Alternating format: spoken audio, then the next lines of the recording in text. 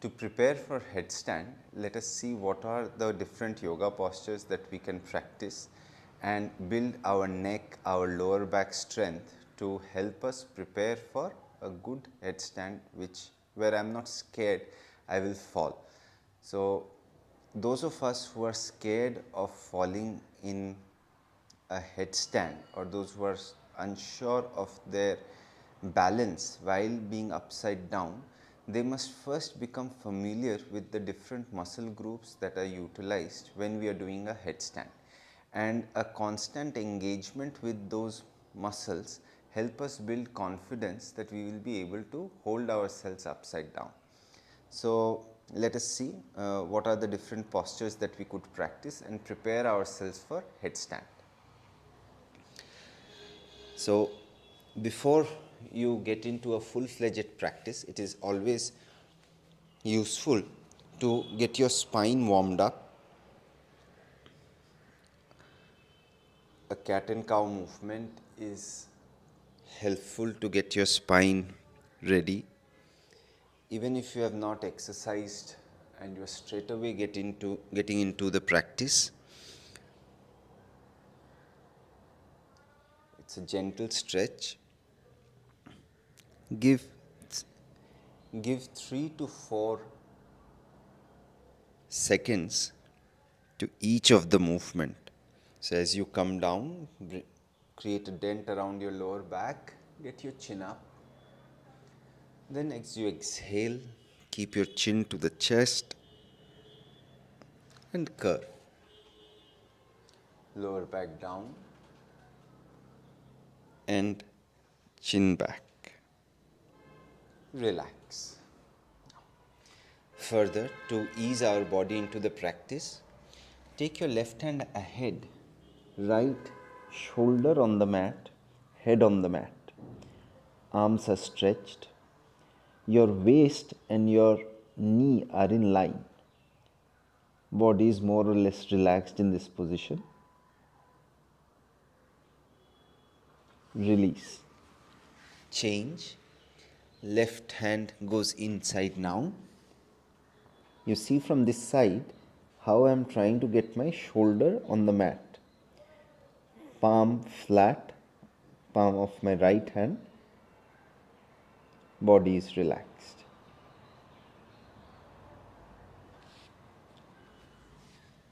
This is just to ease myself into the practice. Now, come up on the knees. Follow it up with a Ustrasana. Hold the pose. Push your chest forward. You can see how we are still with our spine and trying to get it gently warmed up.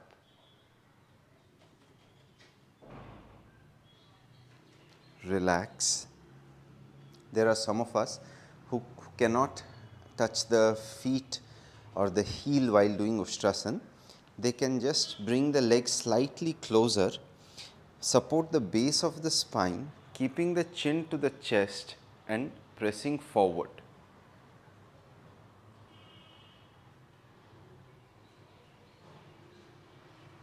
Release and back. One more time. Keep your chin to the chest, gentle push forward.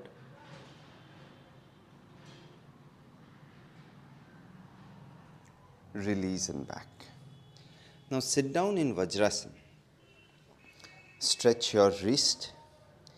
Keep your palms, say 6 to 8 inches ahead of your knees.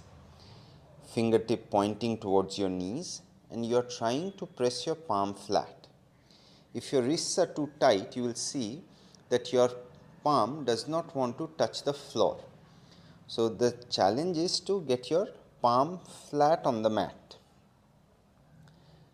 Hold the position for 20 to 30 seconds.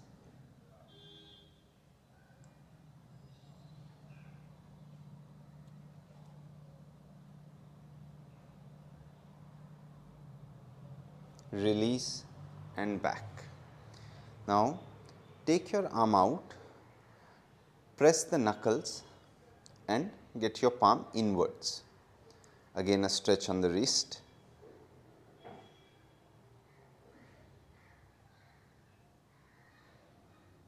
relax, change,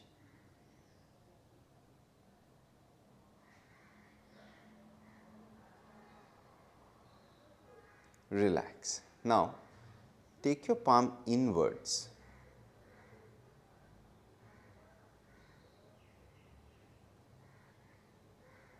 Change, do the other side.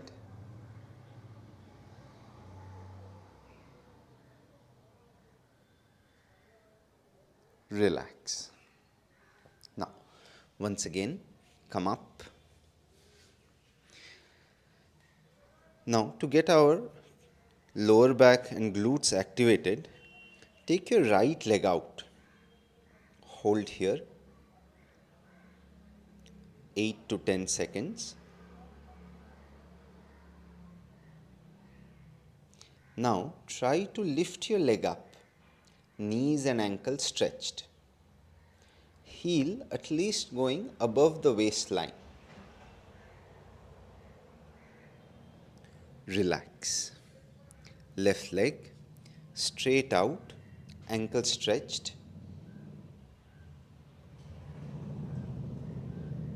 And now lift your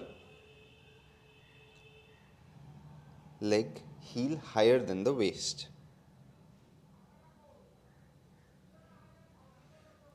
8 to 10 seconds here. Now turn around. Again, we are still with our waist, our core muscles, just to get them activated. Let your fingertip point towards the heel. You lift and hold. Relax, come down. Once again, lift and hold. Relax, come down. One more time, lift and hold. We are not putting extra pressure here, we are just trying to lift and activate the muscles. Release and relax, please. Now, after activating a little bit of my wrist and my lower back, now is the main area of my shoulder and my neck that needs to be used extensively before I do my headstand.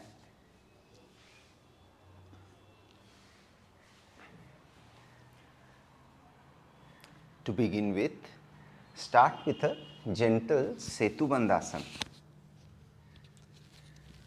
Put your feet flat and try to lift your lower back as much as you can.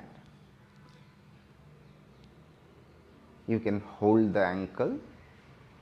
If you cannot reach the ankle, keep your palm flat, chin to the chest. Hold here. Now hold your waist. Go on your toes.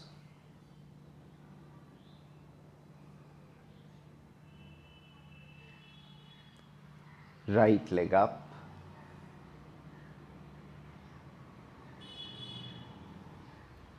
Relax. Left leg up.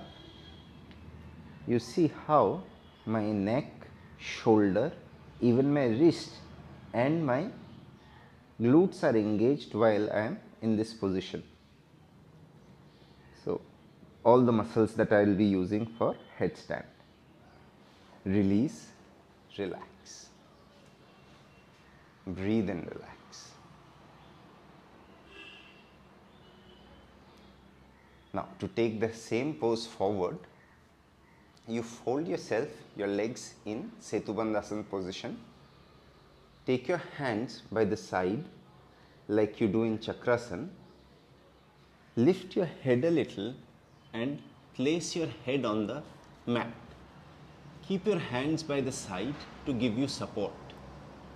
1, 2, 3, 4, 5, 6, 7, 8, 9, 10. Release and down. even if you don't want to prepare for headstand, if you include this in your daily routine, your neck will become much stronger. Now the next step in this, if you are comfortable keeping your head on the mat, this also prepares your skull and the skin of your skull actually. When you're doing headstand, that's one area that gets stretched. Now from here, you are taking your hand behind and giving yourself exactly the same kind of support that you will do with your interlocked fingers that you do in headstand. So head is here, you're preparing your neck, pushing the pelvic joint a little more up, hip muscles are tight. So you can see how much pressure you can put around your lower back and your thighs. Release and down. Breathe and relax. Staying with the neck. Again, your hands come in play. Fold the legs gently and fold the legs gently to keep your head here.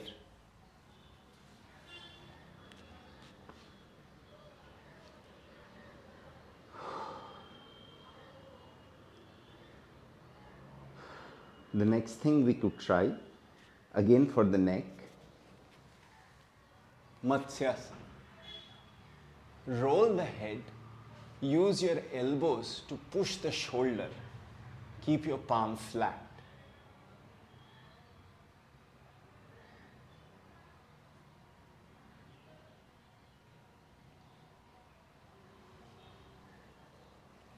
Release, relax. You can increase the pressure by lifting your hands and your legs in this manner. I'll just show. So head, use the elbow to adjust, get your palms in front, keep your legs up.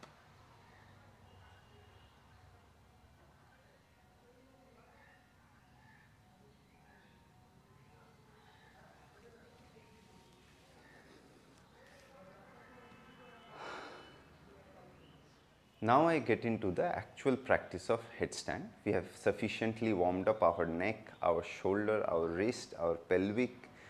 So all the muscles that are going to be utilized in headstand. So what is the stance like? Interlock your fingers and keep your fingers on the mat. This curve that you create with the help of interlocking your fingers is the wall against which the back of your head is supported. Now, as you come down, keep the crown of the head on the mat. Back of the head is supported by your interlocked fingers.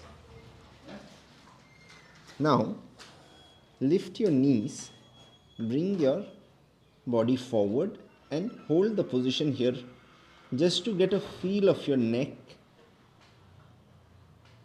and the pressure it generates on your shoulders. See how I am moving my toes up and down just to create that bit of extra pressure on the neck. Release, relax. Now, go down again. Take one leg up, repeat the toe movement just to get more acquainted with the pressures on the neck and the head. Relax, change.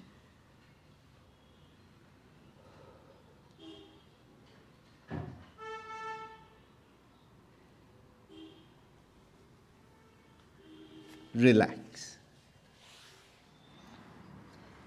Now, if you are new to headstand, break it down into multiple steps. First one is learn how to jump.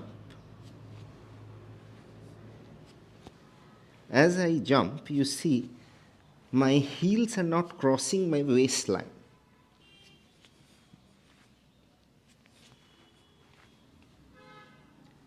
Relax. So these are not large jumps with my feet. I'm just trying to get my toes off the ground.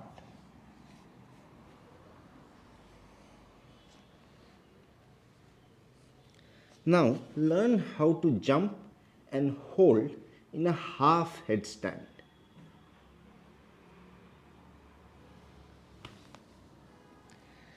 This step is important for you to overcome the fear of falling. Even if you fall, you will be very close to the floor and you can always roll down.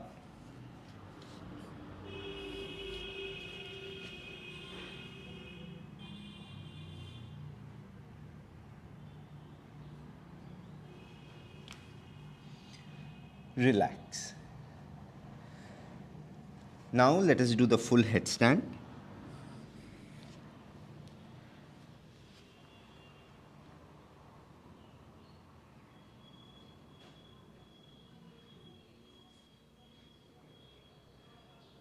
As you go up, get your hip muscles tight, thighs contracted, ankle totally stretched.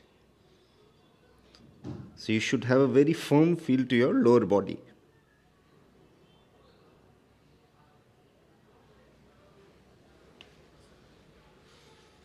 Release, relax. So that's how you prepare for a headstand. So even the journey leading up to headstand is quite rewarding. Even if you cannot practice headstand, you must train your neck. So just the poses preceding the headstand, they are quite useful to help you prepare your neck, get strength around your neck and shoulders. So whether you are trying to do headstand or not, do the preparatory poses with diligence and you will find your neck and your shoulders much stronger. Thank you everyone.